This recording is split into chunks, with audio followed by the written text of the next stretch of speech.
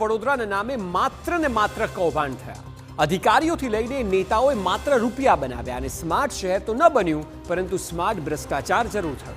એટલું જ નહીં, સ્માર્ટ સિટીના નામે જે કંપની બનાવવામાં આવી તેની સામે પણ સવાલો ઊભા થઈ રહ્યા છે। સવાલ એ છે કે શું કૌભાંડોની તપાસ થશે ખરી?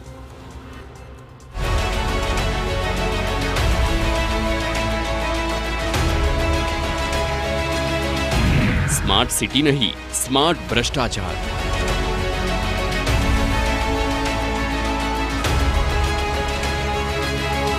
कामगिरी शून्य, खर्च करोड़ों में।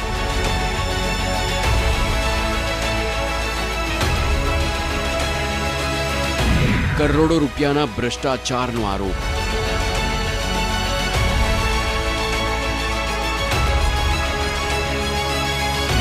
શું હવે સ્માર્ટ સિટી પ્રોજેક્ટની થશે સ્માર્ટ તપાસ?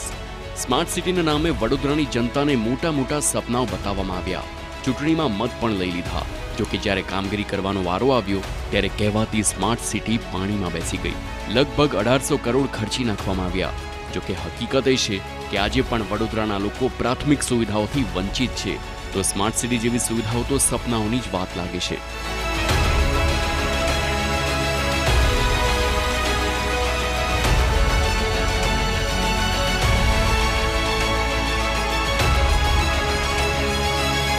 હવે વિપક્ષે સ્માર્ટ સિટી મુદ્દે સત્તાધીશો પર નિશાન સાધ્યું। વિપક્ષનો આક્ષેપ છે કે માત્ર ભ્રષ્ટાચાર કરવા માટે જ આ પ્રોજેક્ટની શરૂઆત થઈ હતી। 49 પ્રોજેક્ટ લીધા। મને લાગે છે કે એક બી પ્રોજેક્ટ પર આ લોકો સફળ થયા નથી। કારણ એવું છે કે જ્યાં મૂળ ભ્રષ્ટાચાર જ કરવાનું હોય તો સફળ તમે ક્યાંથી થાઓ? તમે એક એક પ્રોજેક્ટ જુઓ। જ્યારે તમે કહો છો રેન વોટર હાર્વેસ્ટ, તો એ તો તમે વિચાર કરો કે એ જો પ્રોજેક્ટ સ્માર્ટ સિટીમાં લીધું હોય તો ફરી આ બજેટની અંદર પૈસા મૂકવાની શું જરૂર પડી ભાઈ તમને? એક વાત એટલે મૂળ ભ્રષ્ટાચાર થઈ ગયો ત્યાં। પછી કાડા, એક બી સિસ્ટમ ચાલતું નથી। કાડામાં એવું કીધેલું કે વાઈફાઈ તમને બધે જ આખે વડોદરા શહેરમાં ફ્રી મળશે। દેખાય તમને ફ્રી મળે છે? એટલે બધી જ વસ્તુ એમની ફેલ છે। સ્માર્ટ સિટીના નામે ભ્રષ્ટાચાર થયો અને પ્રજાના પૈસાનું પાણી થયું। હવે સવાલ એ છે કે શું આ મુદ્દે કોઈ તપાસ થશે? 2017માં ભારતીય જનતા પાર્ટી શાસિત વડોદરા મ્યુનિસિપલ કોર્પોરેશન એક પ્રોજેક્ટ લાવી અને નામ આપ્યું સ્માર્ટ સિટી પ્રોજેક્ટ। પણ હકીકતમાં આ સ્માર્ટ સિટી પ્રોજેક્ટ નહોતો, આ સ્માર્ટ સિટી કંપની હતી। અને આ કંપનીના નામે વડોદરા મ્યુનિસિપલ કોર્પોરેશનના ભારતીય જનતા પાર્ટીના સત્તાધીશોએ સરસ મજાનો સ્માર્ટ ભ્રષ્ટાચાર આચરવાની શરૂઆત કરી। વડોદરાના એક જાગૃત નાગરિકે સ્માર્ટ સિટીમાં થતા કૌભાંડો વિશે સેન્ટ્રલ અને સ્ટેટ વિજિલન્સમાં એક પત્ર લખ્યો હતો, જેના આધાર પર તેમનું 72 વખત નિવેદન લેવામાં આવ્યું છે। સ્માર્ટ સિટી કંપની અંતર્ગત કરવાના કામોને પૂર્ણ કરી દેવાના કારસા રચવામાં આવી રહ્યા છે। જો કે હકીકત એ છે કે મોટાભાગના પ્રોજેક્ટો અધૂરા છે।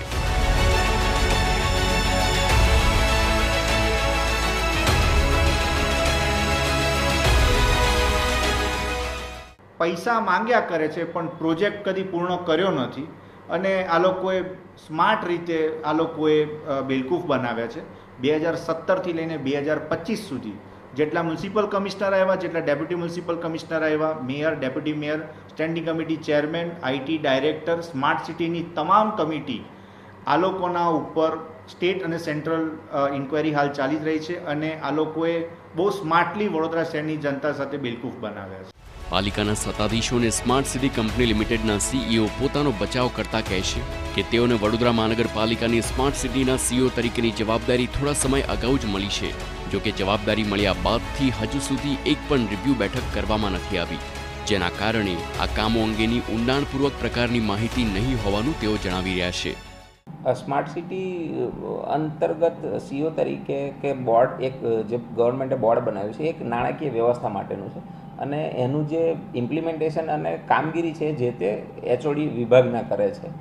એટલે આપ કહો છો એ મુજબ કામ તો એમાં થયું હશે, કારણ કે મેં તો હજુ હમણાં જોઈન કર્યું છે અને એના કામ થયેલા છે। ધારો કે એવી કોઈ ફરિયાદ હોય ને એવું કંઈક હોય તો જે તે એચઓડી પાસેથી માહિતી મંગાવી શકે। આપ જે બિલ્ડિંગમાં બેઠા છો ત્યાં પણ રેઇન વોટર હાર્વેસ્ટિંગ સિસ્ટમ નથી, એ પણ 2017 પછી જ બની છે, કે પછી લાગુ કરવાનું શું કહેશો?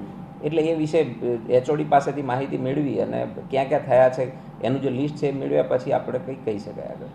TV9ના રિયાલિટી ચેકમાં સ્પષ્ટ થઈ રહ્યું છે કે સ્માર્ટ સિટી કંપનીએ પ્રોજેક્ટના નામે રૂપિયા જ બરબાદ કર્યા છે। ત્યારે હવે જોવાનું એ છે કે તંત્ર શું કાર્યવાહી કરશે? અંજલિ ઓઝા, TV9 વડોદરા.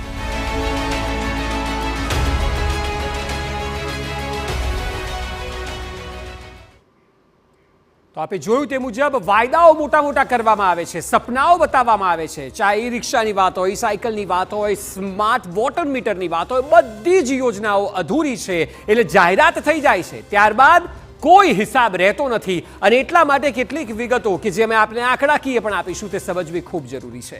બિગ બોલમાં જોઈશું. એક તો જુઓ, જેટલા પણ પ્રોજેક્ટ ડિક્લેર કરવામાં આવ્યા છે તેમાંથી મોટા ભાગના પ્રોજેક્ટ અધૂરા છે, એટલે ફંડ પણ ફાળવી દેવામાં આવે છે, કોન્ટ્રાક્ટરોને રૂપિયા ચૂકવાયા હોય તેવી પણ અનેક વિગતો સામે આવે છે, પરંતુ પ્રોજેક્ટ ત્યારબાદ કોઈને કોઈ કારણસર અધૂરા રહી જાય છે. ને એટલા માટે જ ભ્રષ્ટાચારના સવાલ ઊભા થાય છે.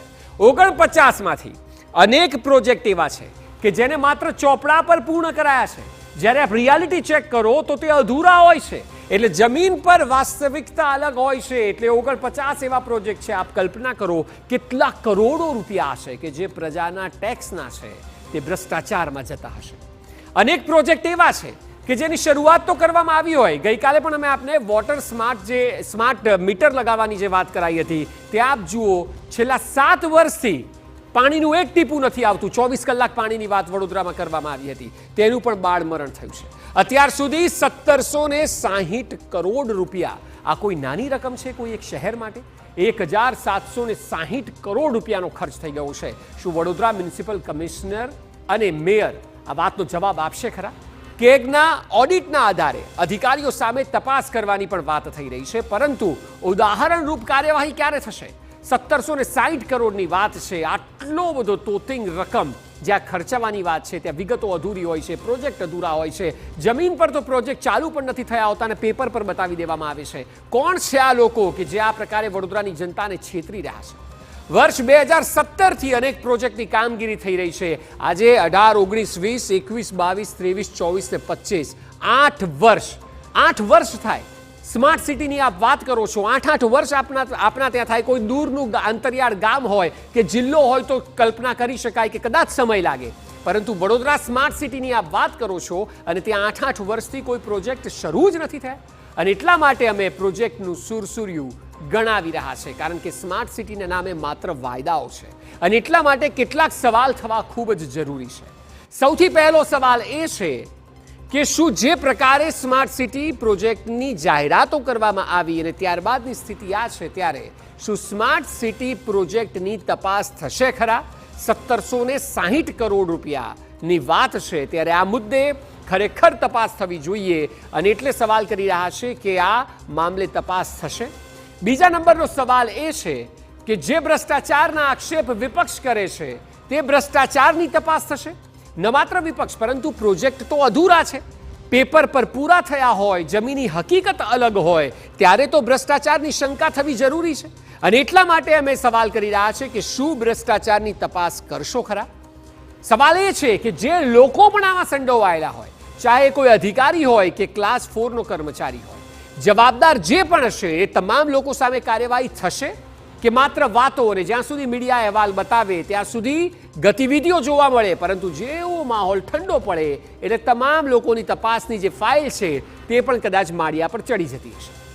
સવાલ એ છે કે 8 વર્ષ એટલે 2017થી લઈને 2025 આ ચાલી રહ્યું છે. 8 વર્ષમાં કેમ પ્રોજેક્ટ પૂર્ણ નથી થયા? 8 વર્ષનો સમયગાળો આપને ઓછો પડે છે? આપની પાસે ફંડ છે, આપની પાસે એજન્સીઓ છે કામ કરવા માટે, તો આટલો સમય કેમ લાગે છે? સવાલ એ છે કે સ્માર્ટ સિટીના નામે શું માત્ર ભ્રષ્ટાચાર થયો છે? અમે સવાલ પૂછી રહ્યા છે, જવાબ વડોદરાની જનતા જાણે છે કે 8 વર્ષથી માત્ર વાયદાઓ થયા છે અને આ વાયદાઓનું નિરાકરણ નથી આવ્યું. હજી પણ પ્રોજેક્ટ અધૂરા છે, કેટલાક તો શરૂ પણ નથી થયા. અને એટલા માટે આ તમામ મુદ્દાની તપાસ થવી ખૂબ જ જરૂરી છે. જો કે અહેવાલ સાથે અમે વાત કરીશું આગળના સમાચાર